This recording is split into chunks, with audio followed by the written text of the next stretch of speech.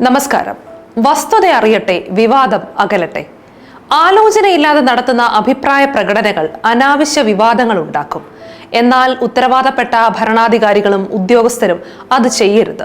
പ്രസ്താവനകൾ മാത്രമല്ല, ഉത്തരവുകൾ പോലും ചിലപ്പോൾ അസ്വസ്ഥത പരത്തും. സംഗതി പന്തികേടാണെന്ന് കാണുമ്പോൾ ചിലർ അത് പിൻവലിക്കും. മറ്റു ചിലരാകട്ടെ വിവാദം അല്പം നീണ്ടു പൊയ്ക്കോട്ടെ എന്ന് കരുതി പിൻവാങ്ങൽ ഒന്ന് ചവിട്ടിപ്പിടിക്കും. വിഷയദാരിദ്ര്യമുള്ള സമയമാണെങ്കിൽ മാധ്യമങ്ങൾ അത് വലിച്ചു നീട്ടുകയും അടിച്ചു പരത്തുകയും ഒക്കെ ചെയ്തുകൊള്ളും. വാർത്തകൾക്ക് പഞ്ഞമില്ലാത്ത കാലമായതുകൊണ്ട് ഇന്നിപ്പോൾ പല വിവാദങ്ങൾക്കും ആയുസ് കുറവാണ്. അതിന്റെ പേരിൽ പലരും രക്ഷപ്പെടുകയും ചെയ്യും. വയനാട് ദുരന്തവുമായി ബന്ധപ്പെട്ട കാര്യങ്ങൾ മാധ്യമങ്ങളോട് സംസാരിക്കുന്നതിൽ നിന്നും അഭിപ്രായങ്ങൾ പങ്കുവയ്ക്കുന്നതിൽ നിന്നും ശാസ്ത്രജ്ഞരെ വിലക്കിയത് വിവാദമായിരുന്നു. വയനാട് കളക്ടർ അല്ലാതെ മറ്റാരും മാധ്യമങ്ങൾക്ക് വിവരം നൽകരുതെന്ന് ചീഫ് സെക്രട്ടറിയും നിർദ്ദേശിച്ചിരുന്നു.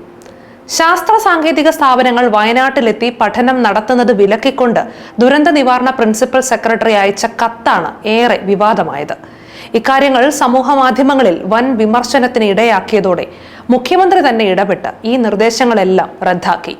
ഇത്തരമൊരു നയം സർക്കാരിന് ഇല്ലെന്നും മുഖ്യമന്ത്രി വ്യക്തമാക്കി. ദുരന്ത മേഖലകളിൽ എല്ലാവരും ജാഗ്രത പാലിക്കേണ്ടതുണ്ട്. പ്രത്യേകിച്ചും വയനാട്ടിലുണ്ടായതുപോലുള്ള പ്രകൃതിക്ഷോഭങ്ങളിൽ പരമാവധി ആളുകളെ രക്ഷപ്പെടുത്തുക എന്നതാണ് പ്രധാനം.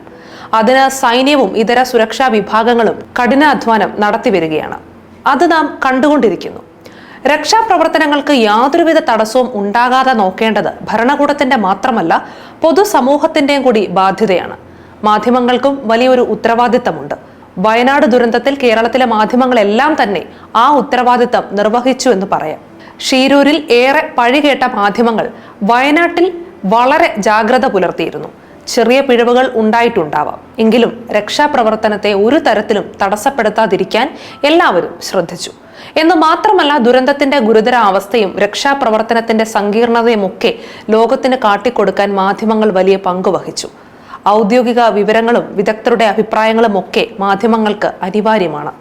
മരണസംഖ്യ, രക്ഷാപ്രവർത്തനത്തിന് നിയോഗിച്ചവരെ കുറിച്ചുള്ള വിവരങ്ങൾ, ദുരിതാശ്വാസ പ്രവർത്തനങ്ങൾ, പുനരധിവാസ ശ്രമങ്ങൾ എന്നിവയെക്കുറിച്ചൊക്കെ ഔദ്യോഗിക വിവരങ്ങൾ നൽകുന്നത് തന്നെയാണ് ഭരണകൂടത്തിന് നല്ലത്. ഊഹാപോഹങ്ങളും മനക്കണക്കുകളുമല്ലല്ലോ ഇവിടെ വേണ്ടത്. അതുപോലെ തന്നെ പ്രധാനമാണ് ശാസ്ത്രജ്ഞരുടെ അഭിപ്രായങ്ങളും. ഇത്രയും വലിയൊരു ദുരന്ത മുഖത്ത് എന്താണ് സംഭവിച്ചതെന്നും ഇനി എന്താണ് ചെയ്യേണ്ടതെന്നുമൊക്കെ അതത് മേഖലകളിൽ അറിവുള്ള ശാസ്ത്രജ്ഞരുടെയും വിദഗ്ധരുടെയും അഭിപ്രായങ്ങൾ തേടേണ്ടതില്ലേ? സർക്കാർ അന്വേഷണ കമ്മീഷനെ നിയോഗിച്ച് റിപ്പോർട്ട് വരുന്നതുവരെ ഇതിനെല്ലാം കാത്തിരിക്കുക സാധ്യമാണോ? വിദഗ്ധരുടെ അഭിപ്രായങ്ങളെല്ലാം ഭരണകൂടത്തിന് ഹിതകരമാകണമെന്നില്ല. ചില അഭിപ്രായങ്ങൾ പ്രായോഗികത ഇല്ലാത്തതും ഏകപക്ഷീയവും തെറ്റിദ്ധാരണ പരത്തുന്നതുമാവും. അതുകൊണ്ട് തന്നെ ഒരു ജനാധിപത്യ ഭരണക്രമത്തിന്റെ അഭിപ്രായങ്ങൾക്ക് വിലക്കേർപ്പെടുത്താൻ കഴിയില്ല. തെറ്റായ അഭിപ്രായങ്ങളെ തിരുത്താനും ശരിയായ വിശകലനങ്ങളെ പ്രോത്സാഹിപ്പിക്കാനുമാണ് ശ്രമിക്കേണ്ടത്. അതിനുള്ള സംവിധാനം സർക്കാരിനുണ്ട്. ഔദ്യോഗിക പത്രക്കുറിപ്പുകളിലൂടെയും മറ്റും വസ്തുതകൾ പറയട്ടെ. ഔദ്യോഗികമായി പറയാനാവാത്തതും എന്നാൽ സർക്കാരിന്റെ ശ്രദ്ധയിൽ പെടുത്തേണ്ടതുമായ ചില കാര്യങ്ങൾ ഉണ്ടാവും. അതാണ് മാധ്യമങ്ങളും ശാസ്ത്രജ്ഞരുമൊക്കെ ചെയ്യേണ്ടത്. അനാവശ്യ വിവാദങ്ങൾ ഉണ്ടാക്കുന്നവരെയും പുരകത്തുമ്പോൾ വാഴ വെട്ടാൻ വരുന്നവരെയും തടയുക തന്നെ വേണം. വയനാട് ദുരന്തവുമായി ബന്ധപ്പെട്ട മുഖ്യമന്ത്രിയുടെ ദുരിതാശ്വാസ നിധിയിലേക്ക് സംഭാവന ചെയ്യണമെന്ന അഭ്യർത്ഥനയ്ക്കെതിരെ സമൂഹ മാധ്യമങ്ങളിലൂടെയും മറ്റും തെറ്റായ പ്രചാരണം നടത്തിയതിന് നിരവധി പേരുടെ പേരിൽ കേസെടുത്തിട്ടുണ്ട്.